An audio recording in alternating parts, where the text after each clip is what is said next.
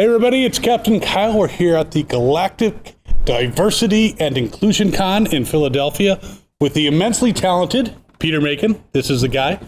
You might know him from the Orville and an upcoming film. It is Kingdom of the Planet of the Apes. Of the Planet of the Apes, which, yeah, you know, who doesn't like the Planet of the Apes? I mean, well, we won't talk about the Wahlberg one, but so that was not bad. Okay, anyway, go ahead. Well, it had moments. Yeah. I think every film has moments. Yeah, but, that's the way. Positive spin. Yeah, every movie has moments. Yeah. Some of the moments are just not put together very well. What can you tell us about? I know you probably can't tell us a lot, but what can you tell us about Kingdom of the Planet of the Apes?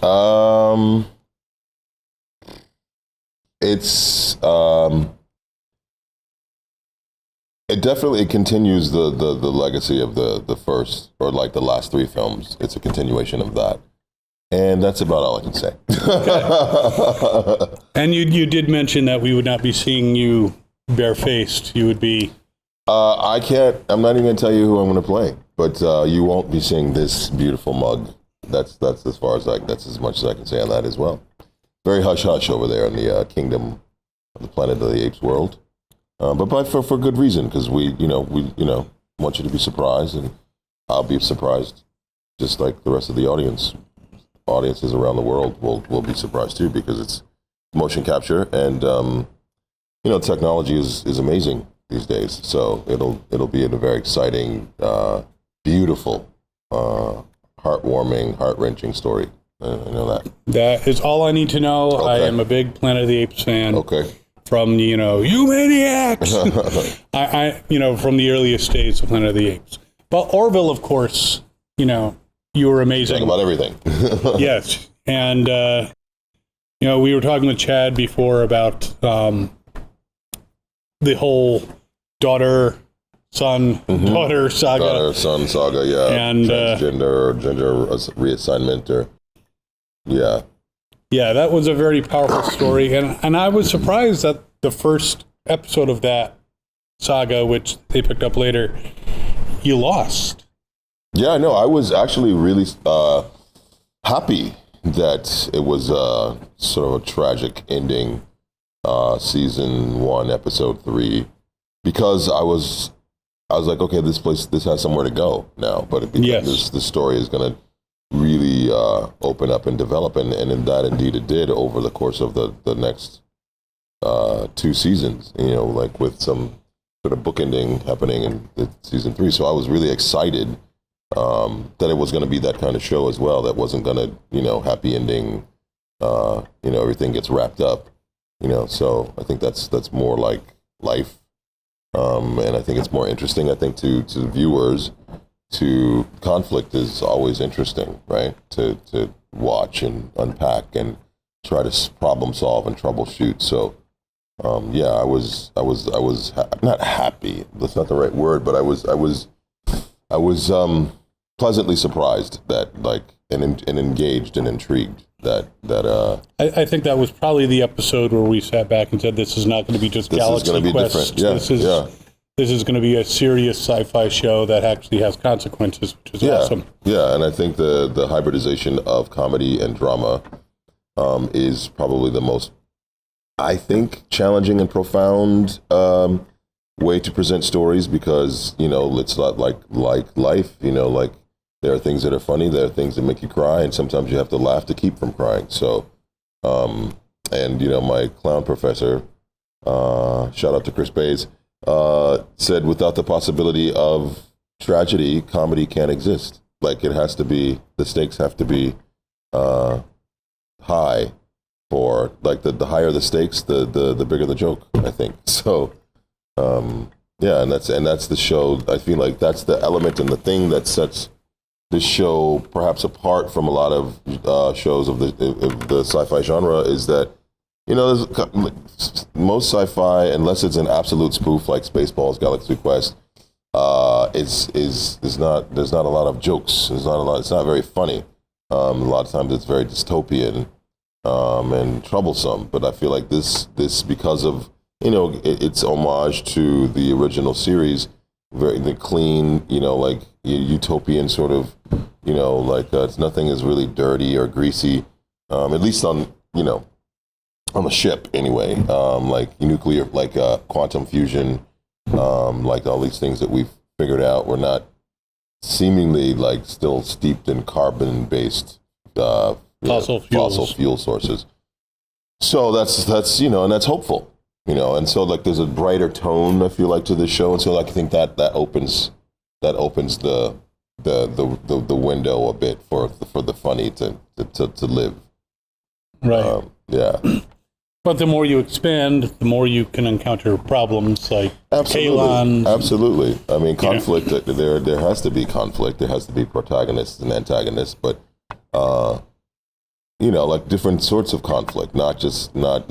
Hopefully, I guess the message is that in 400 or 500 years we've figured some things out now that we're still struggling with. Then, but then when you, as human beings, right? But then when you juxtapose human conflict or morality with alien species, then you bump into a whole nother, can of worms, right? Yeah.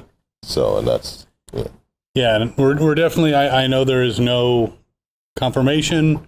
There's still hope for another season. Still hope. And the Macon whole, switching away, leaving the Union, the Planetary Union is definitely fodder for some great storylines, and I imagine some conflict for your character. Absolutely. I mean, Bortus is already conflicted in that, this is again a testament to the greatness of the writing in that this species is not a monolith. Like we believe different things, but for the most part, like and even with Clyde and Bortus as parents, like opposite ends of the spectrum, and Bortus is a bit of an anomaly. He's a bit of an oddball, like for his as a Macon. So there is there's a lot to explore there, just in terms of his relationship with his home planet. I mean, and I think at the end, I believe I remember correctly, is that they've denounced Macon.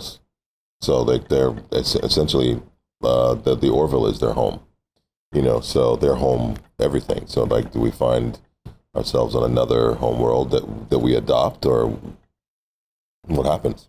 Now, have they established, is Bortus like the only Macon in actual service? So far, at least there haven't been any. No, that's not true. There's well, in the Union, yeah. I think that's but that can't be, the. Well, I know in the original Star Trek, Spock was supposedly the only Vulcan serving in Starfleet at that time, though they've retconned things. Sure, and there's been lots of Vulcans like since then. So like, but that's a good question. Like, I don't think we've seen any other Macons in the Planetary Union, but that. And so that'd be interesting to to explore if that were the case or not. Like, but as it is now, I feel like he's the only one that we've seen. So, there's lots of storyline to unpack and unfold just with the conflict of between Clyde and Bortus. Even though they've renewed their vows and they're back together. Like, I mean, who's to say that it's they still have a lot of work to do. On their relationship. But yeah, I mean, there's lots of, I feel like relationship dynamics to explore, on board the ship, so. Yeah, I know some people are kind of shipping Commander Grayson and Bortus a little bit, but. Yeah, I mean, who knows? They did get close when they were rescuing Topa. And they've been in a lot of perilous situations together. So second and third in command. Who knows? I mean, but they're friends. They're definitely family. He says so. You are my family. And she's certainly very close to Topa. She's a role model. Kelly is a role model for Topa. So yeah, I mean, but now they're all getting along. So who knows? Like Clyden and Kelly seem to be getting along. Yes. Finally. That family dinner. Yes. So. Speaking of being a Macon, I mean, obviously you have to wear quite a bit of makeup, prosthetics when you are in character.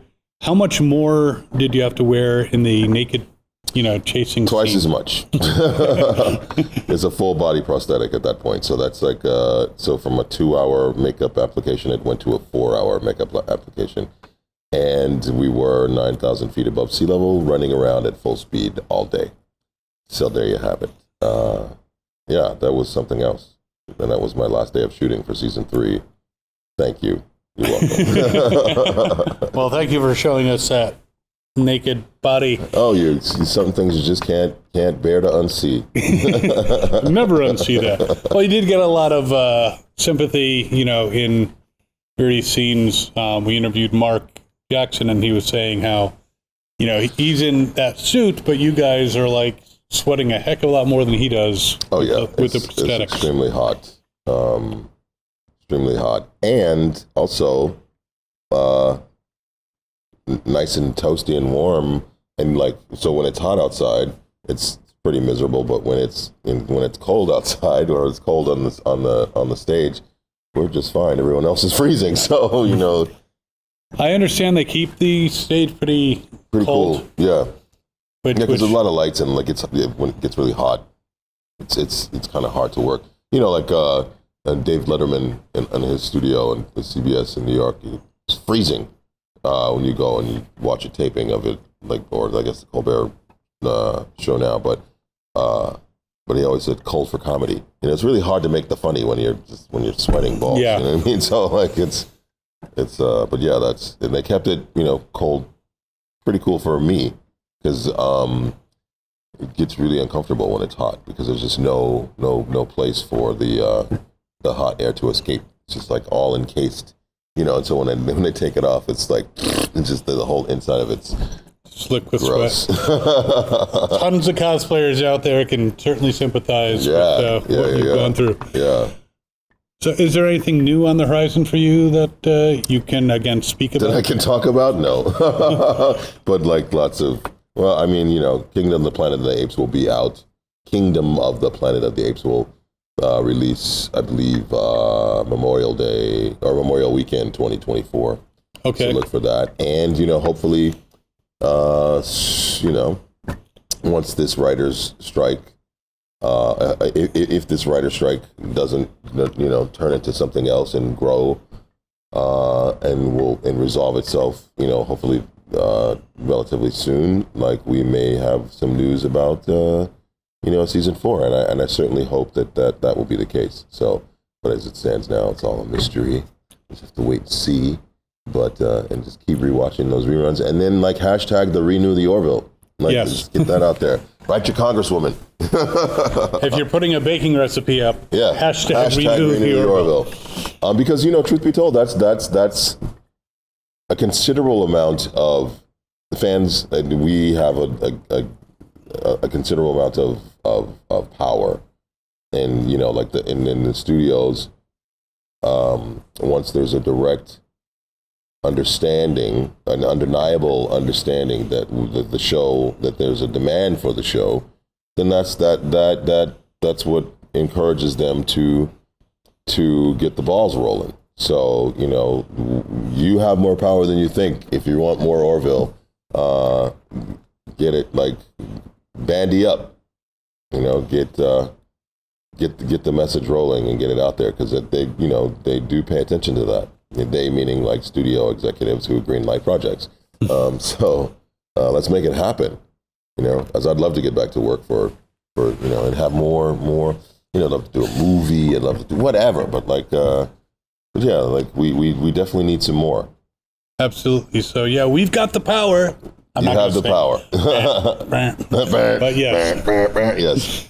But anything you'd like to say to your fans before we wrap up? Just thank you for rocking with us, and it's really great to come to conventions and get to meet you all, because it's the only way that we could do that face to face.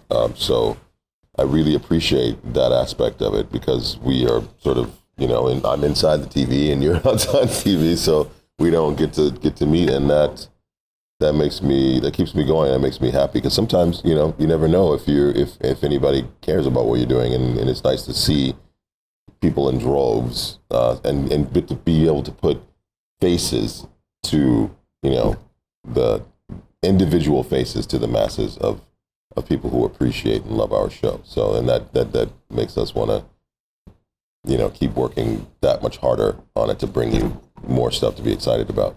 So it's a virtual love fest, mutual reciprocity of appreciation. And thank you. I appreciate it.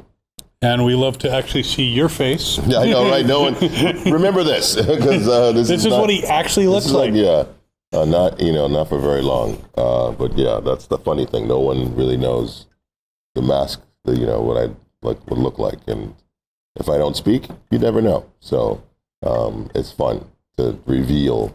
I guess I do like cameos online. People ask, me to wish them happy birthday and stuff like that, and they see my face now.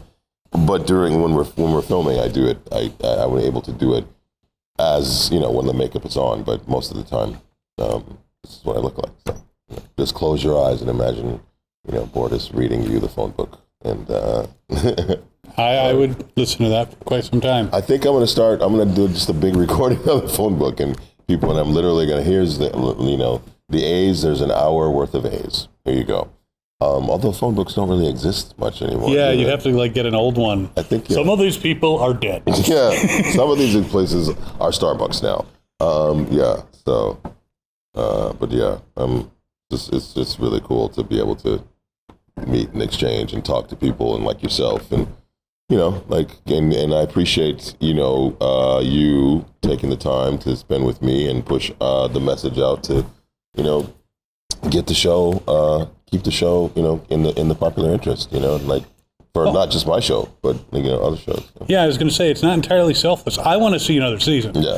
So, but it has been great talking to you, and thank you out there for watching. Yeah. We'll see you next time, and as always, have fun and follow your fandom. Renew the Orville. Hi, this is Bonnie Gordon, and you're watching Fandom Spotlight. Make sure to like and subscribe before the self-destructs in 5, 4, 3, 2, 1. Just kidding. Have fun and follow your fandom.